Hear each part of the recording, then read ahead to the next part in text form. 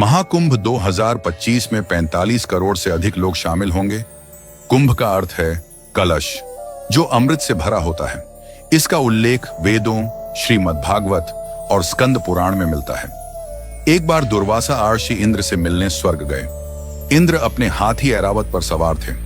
दुर्वासा ने इंद्र को फूलों की माला भेंट की, जिसे इंद्र ने अपने हाथी की सूंड पर रख दिया। ऐरावत ने माला को कुचल दिया, जिससे दुर्वासा ऋषि नाराज हो गए और उन्होंने इंद्र को श्राप दिया कि उनका ऐश्वर्य नष्ट हो जाएगा। इस श्राप के प्रभाव से असुरों ने स्वर्ग पर आक्रमण कर दिया और देवताओं को पराजित कर दिया। देवता ब्रह्मा जी के पास गए, जिन्होंने उन्हें विष्णु जी से सलाह लेने की सलाह दी। विष्णु जी ने देवताओं को समुद्र मंथन करने की सलाह दी, जिसमें असुरों की मदद से अमृत प्राप्त होगा। देवताओं और असुरों ने मिलकर नाग को रस्सी के रूप में उपयोग करते हुए समुद्र मंथन शुरू किया। मंथन से कई चीजें निकली, जिनमें सबसे पहले विष निकला, जिसे शिव जी ने पी लिया और नीलकंठ कहलाए।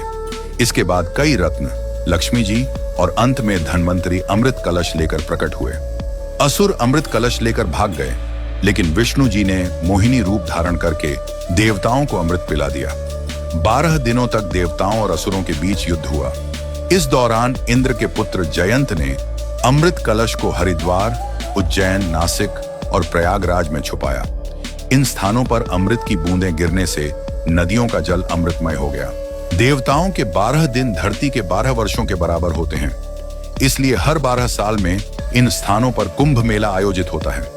प्रयागराज में गंगा, यमुना और अदृश्य सरस्वती का संगम होता है, जिसे त्रिवेणी संगम कहते हैं। यहाँ स्नान करने से पापों का नाश होता है। प्रयागराज को तीर्थों का राजा कहा जाता है, जहाँ एक डुबकी से 100 गुना अधिक पवित्रता प्राप्त होती है। यहाँ के प्रमुख स्नान पर्वों जैसे पौष पूर्णिमा, मकर संक्रांति, मौनी अमावस्या, बसंत पंचमी, माघी पूर्णिमा और महाशिवरात्रि का विशेष महत्व है। महाकुंभ में स्नान करने का यह अवसर पापों से मुक्ति और मोक्ष प्राप्ति का मार्ग प्रदान करता है।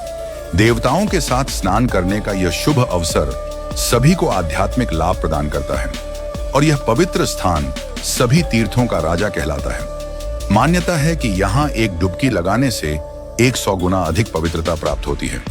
यही कारण है कि हर 12 साल में यहाँ लाखों लोग अपने पापों से मुक्ति पाने और मोक्ष प्राप्ति के लिए आते हैं।